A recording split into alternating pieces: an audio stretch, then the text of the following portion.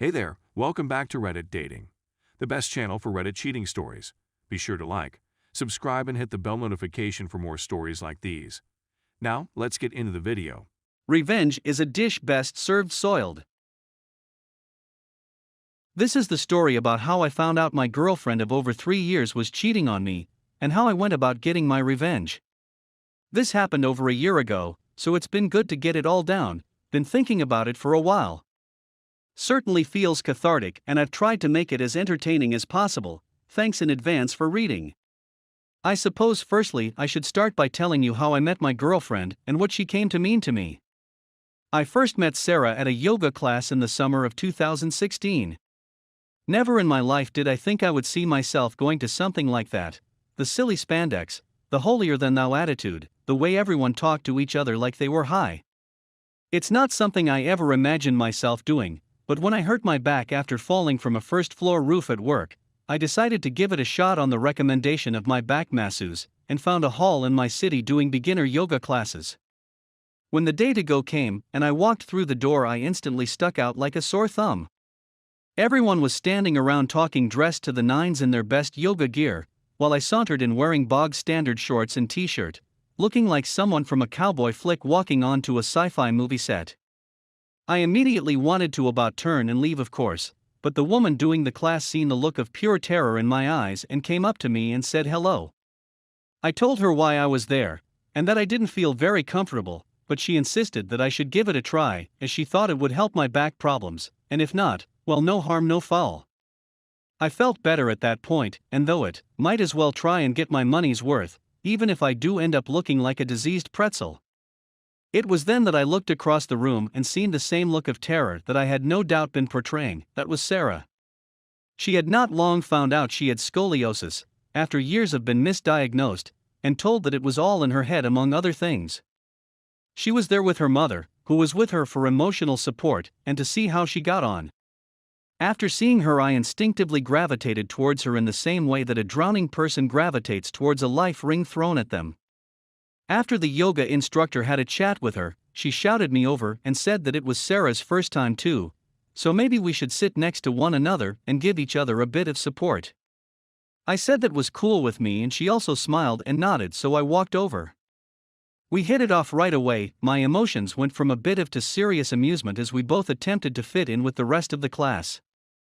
After the class was over, we were still talking away, and I felt a genuine connection and butterflies in my stomach. And as we said goodbye, we caught each other's gaze, and she smiled at me with a purity that for the first time in my life made me feel weak at the knees. I wouldn't have went back in a million years had I not met her, but I decided to go the next week, and when I walked in the door, I got those butterflies in my stomach again and was hoping to see her face, but she wasn't there.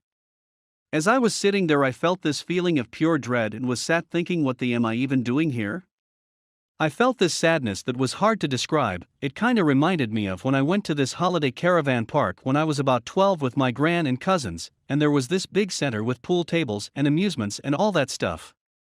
I remember seeing this girl there every night for a week, and I instantly fell in love with her. Didn't say a word to her right enough, but psyched myself up so that I was gonna try speak to her on the last night at the disco, but when we went down she wasn't there.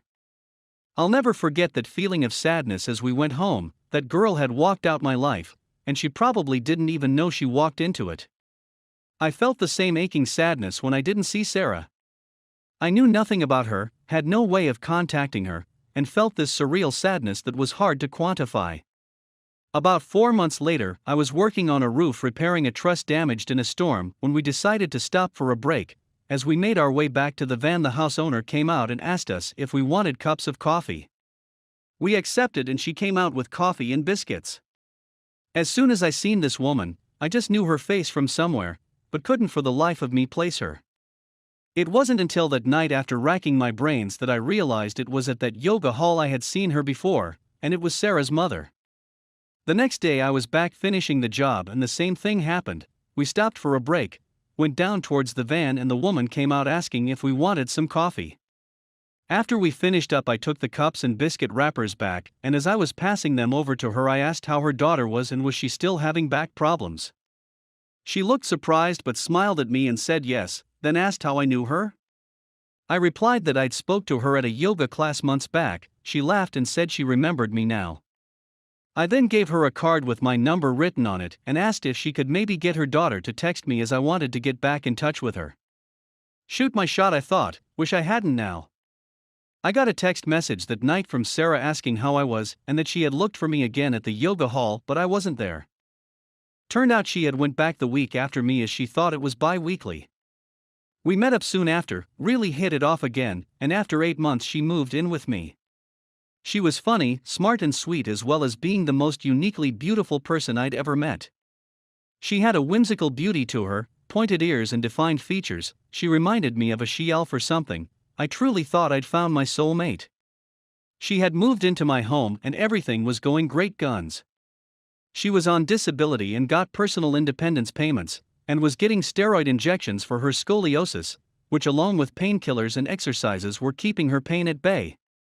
We would alternate while she done the cleaning and took care of our cat Mitzi. I was also making good money, so we were in a comfortable position financially.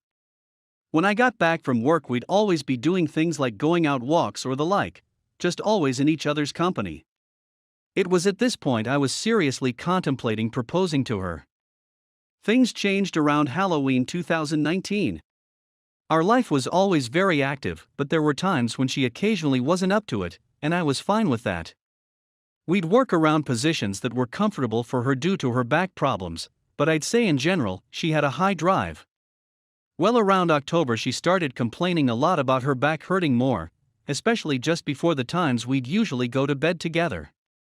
Any time we did have after that, it wasn't passionate or intense, it felt like we were going through the motions.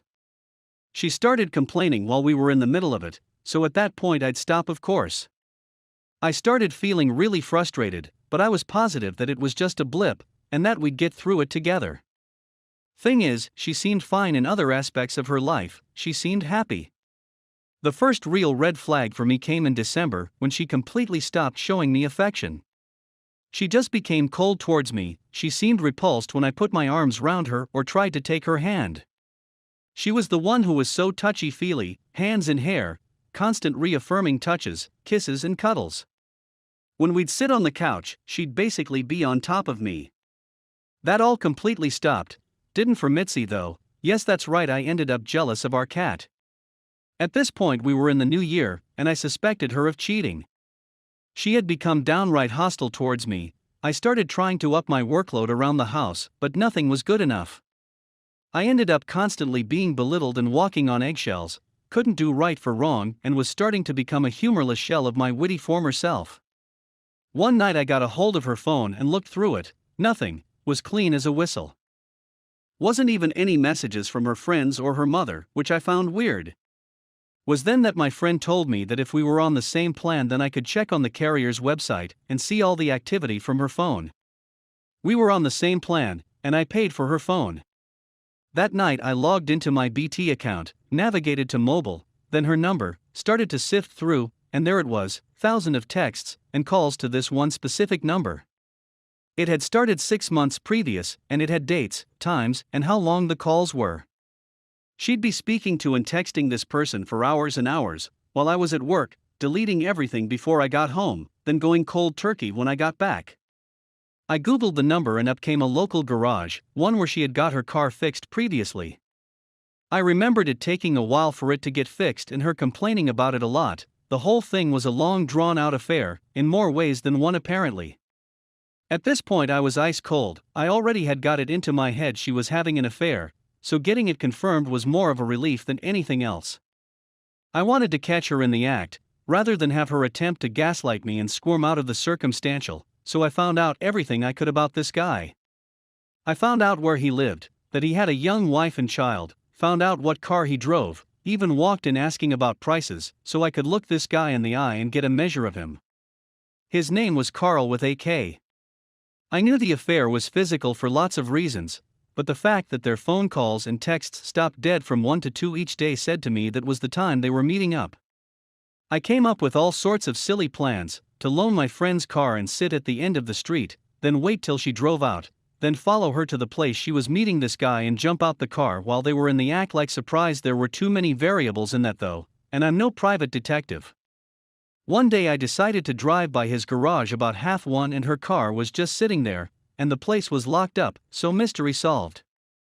I was at this point at the end of my tether, and ready to just tell her that I knew everything and get the out my house, when she asked if it would be okay to go away to a spa place for the weekend. Alone. She said she was depressed with everything, with her back being so much worse, that this place would be great to help with that, with all the things she could do. That she could come back refreshed and like a new person. She was right about that, 'cause I didn't know who this was standing in front of me anymore. Obviously she wasn't going there alone, if she was even going there at all. This would be a dirty weekend away with this guy. I said fine, now I had a new plan, and this would be the last thing I'd do for her. If you're thinking this is all too much of a kerfuffle, then you're right obviously, but my position is I wanted revenge, and I wanted to get her back with some style. I didn't just want to have her cry it and gaslight me for days, then leave on her terms, with me the bad guy. I would be the bad guy, but it would be my terms she'd be leaving on alright. The Friday came and the spa was 100 or so miles down the road, so she decided to get a train. I jokingly asked her if she couldn't find something more local, umming and ohing followed till I told her I was only kidding. I got off work a couple of hours early and took her into the train station. Despite her protests, she would get a taxi, as I wanted to see her off. We drive in, and as I'm looking for a place to park, you wouldn't guess whose car I spot? That's right, Carl with a K. I think I'm gonna have some fun and make her squirm, so I park up directly next to him. They're right next to each other door to door, and she immediately becomes uneasy, not knowing where to look. I'm pretending to look for something, trying to draw out the moment, and the atmosphere is razor sharp at that point. What happened next genuinely caused me to do something out with my plan. She started to silently giggle. You know when you go to church or someone dies, or you go to church 'cause someone dies and something funny pops into your head? And it becomes torture, desperately trying to think of something else and stop yourself from laughing maniacally? While she's desperately trying not to laugh, I'm pretending not to notice. She's tapping her hand on her trouser leg, and from the corner of my eye I can see him, with his head on the steering wheel. She actually lets out a laugh, then quickly disguises it as a cough and starts clearing her throat. I start doing the whole tapping of back thing, and I'm just thinking to myself, I can't wait to get you back. See, we all go through life being the butt of the joke at least once, whether it be passive-aggressive work colleagues, or when you get up and try and do a talk at school with a face redder than the devil himself. But you never expect that from people who are supposed to have your back, even if you are conspiring against them at that point. I helped her into the train station with her things, made sure she had her bearings, said goodbye and walked away. By the time I got out, Carl with a K's car was nowhere to be seen, so I went back home, composed myself and carried out my plan. My plan was simple but effective. I started by having a locksmith come out to change the locks. I then proceeded to pack all of her clothes and belongings into bin bags and put it round the side of the house. On Friday night, with the noise of her laughing at me ringing in my ears, I'd done something I never imagined I could do. I took Mitzi's litter tray, walked round the side of the house with it, opened the bin bag with Sarah's belongings in it and threw it in, gave the bag a good shake, then tied it up again. The way I seen it at the time was that it's cause and effect in action. She caused me to effectively put Kat in with her things. If you're thinking I'm, and then you're probably right. I'll never win any awards for being nicest neighbor on the block. If I don't like you within 5 minutes of meeting you, I probably never will, and the only time I'd ever take out your trash is if you are the trash. If you do break through those barriers, though I think I am a loyal, caring person, I didn't do anything to deserve being cheated on, except maybe putting cat litter in with her things, but that was after the fact. I spent the Saturday in a mire of depression, answering her texts with the only energy I could muster, which wasn't a lot. I complained of a severe headache from a hangover I never had, and the texts dwindled. The reality of what was transpiring hit home, and for the first time since before New Year I took stock of my life, sitting in my swivel armchair with Mitzi in tow like a Bond villain. Sunday came and I was ready to execute the final part of my plan. Firstly, I drove to Carl with a K's house and put a letter through his door. It was addressed to his wife and basically said in block capitals, "Important Carl with a K's wife's name, open immediately." Inside it was a letter outlining how her husband was having an affair with my girlfriend, copies of her phone calls and text log, as well as other information like that they were away together this weekend. I put it through the door, rang the doorbell and walked away. Got in my car and drove for a minute, then parked up again, then I phoned Sarah. I genuinely can't remember a lot of what I said to her, but it was something along the lines of me asking how everything was going. She started to gush about how much she enjoyed herself, that she feels like a new woman, and that she could maybe see herself doing it 2 or 3 times a year, to blow off the cobwebs, certainly to blow something. At this point I blurt out, "How's Carl?" Her yapping stops dead, silence fills the air until she finally says, "Who's Carl?" I reply, "Carl, with a K."